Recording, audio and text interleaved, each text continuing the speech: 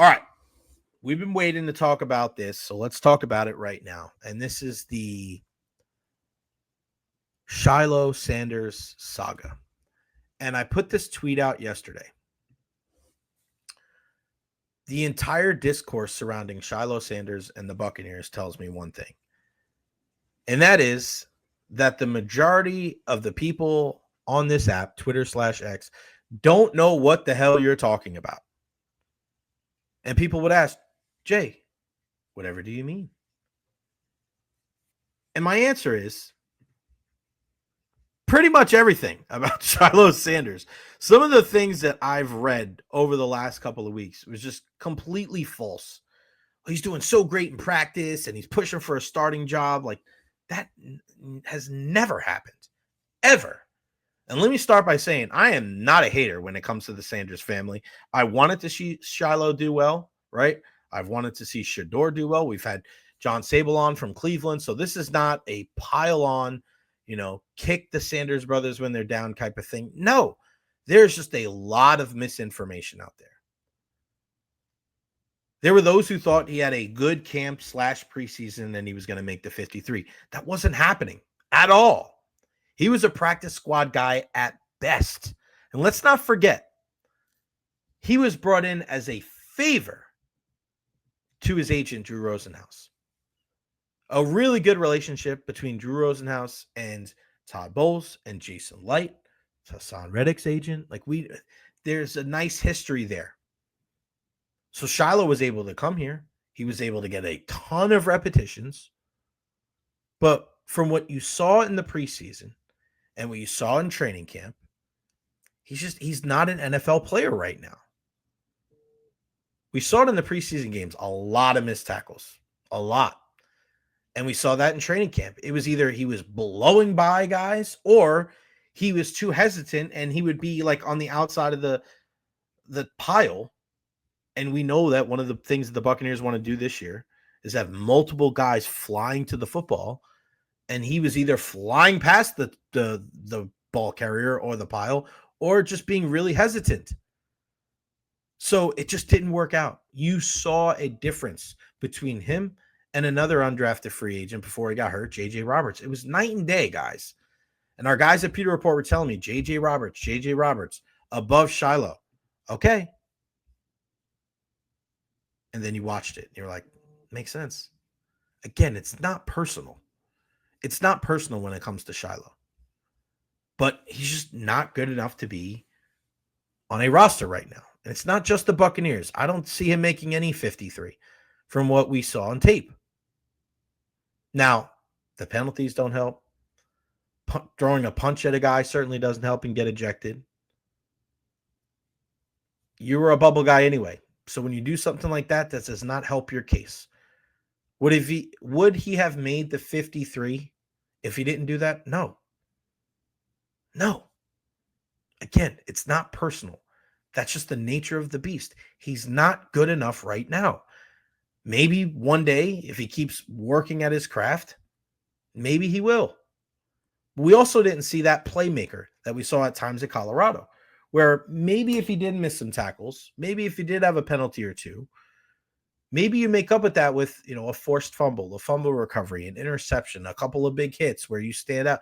We didn't see that. We didn't see it enough. We saw some good reps one-on-one against the Tennessee Titans guys, but other than that, it really wasn't a lot. The other thing that drives me crazy is that people are getting on Todd Bowles because he didn't, quote unquote, stick up for Shiloh Sanders. What does that even mean?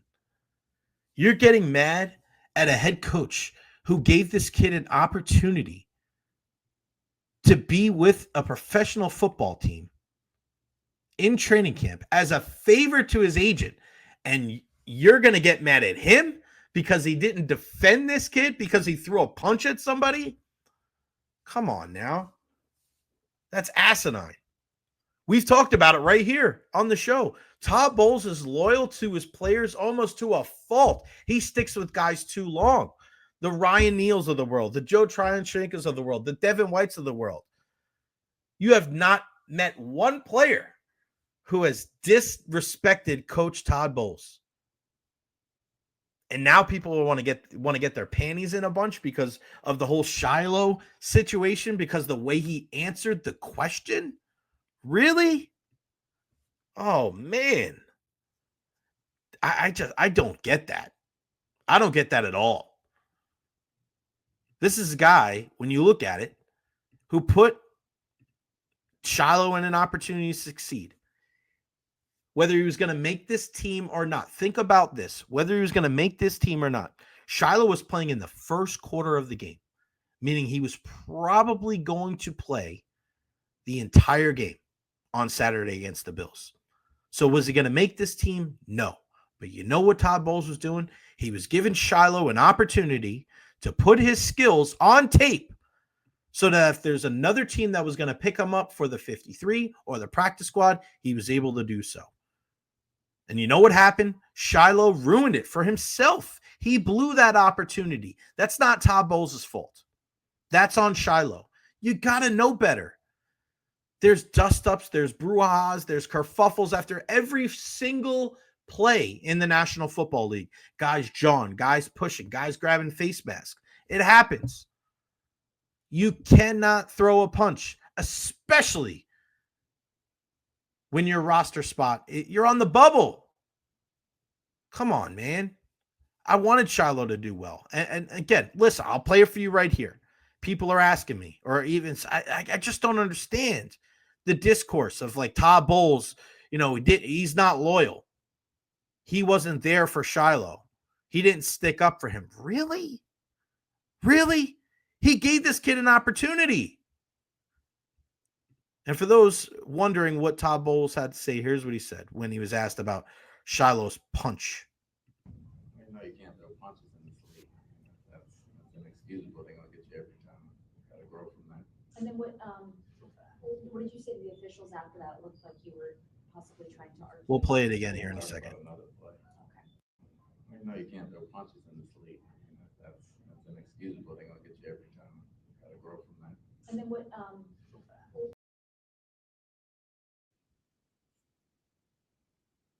You can't throw punches in this league. It's inexcusable.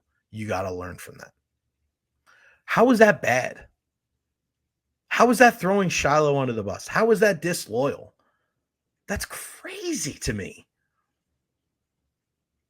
Todd Bowles is being honest and open. And he didn't really go too far into it. He didn't bury the kid. He wasn't piling on. Man, the discourse on social media, this victim mentality bullshit is crazy to me. It's crazy. Don't worry, Shiloh will get picked up by another team. He might. He's not going to get picked for a 53. You don't know what the hell you're talking about. Nobody. You're saying that you're not living in the real world. You're this victim mentality. And it's, oh, well, Shiloh, he didn't get a fair shot. He sure as hell did. There's only one person to blame for Shiloh not making this team and getting waived by the Buccaneers, and that's Shiloh Sanders. That's it. That's not hate. That's facts. Now I'm going to end this portion of the Shiloh Sanders discussion on this. Okay? Because one thing that I want to keep completely clear, and another thing I want to make sure that people really understand when it comes to him, okay? All these people that are piling on and all these people that are blaming his dad and saying this is the type of guy he is. Listen, at the end of the day, he's a kid. He's a kid, man. And I know he should know better. It's not an excuse. It's a reason. It's a reason. But to act like, oh, this is a product of being Deion's son, it could have been anybody. We've seen Mike Evans get suspended before for his dust-ups with Marshawn Lattimore. We saw Andre Johnson throwing hands with Cortland Finnegan years ago. Should guys know better? Yes, but you do get in the heat of the moment. Again, it's not an excuse, but it's a reason. Right? But I want to make one thing perfectly clear when it comes to Shiloh Sanders. Every single day, this kid walked out of the training facility and out to the field. He had a smile on his face. He waved to fans.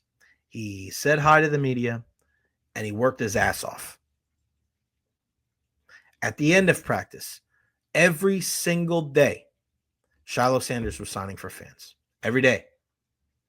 He was over there, and he was often the last person in a Buccaneers uniform out there signing for fans. So you can say all you want about he wasn't good enough. Fair. It was a stupid mistake he made. Fair. But you cannot sit here and tell me that Shiloh was a bad teammate and he didn't represent the organization outside of that incident top notch. And that he was difficult to work with, at least on the media side. We don't know what happens behind closed doors. I don't know. Nobody knows except the people that are in that building. But from what we saw, Shiloh was a fan favorite. People loved to see him. People were pulling for him. And there's nothing wrong with that. And I'm still pulling for him. I still want the kid to do well. I just think the whole narrative on everything is crazy to me. The people that are excusing everything he did and the people that are hating on him just because they want to see somebody fail. The entire thing is jacked up. Be careful when it comes to misinformation, especially this time of year when people get cut. In the last couple of weeks when people saying, I'm reading some of this stuff on Facebook. It's just like, you could be further from the truth. But the truth is Shiloh Sanders waived by the Buccaneers, no longer with the team. And we'll see if he gets picked up somewhere. I wish him the best. I truly do.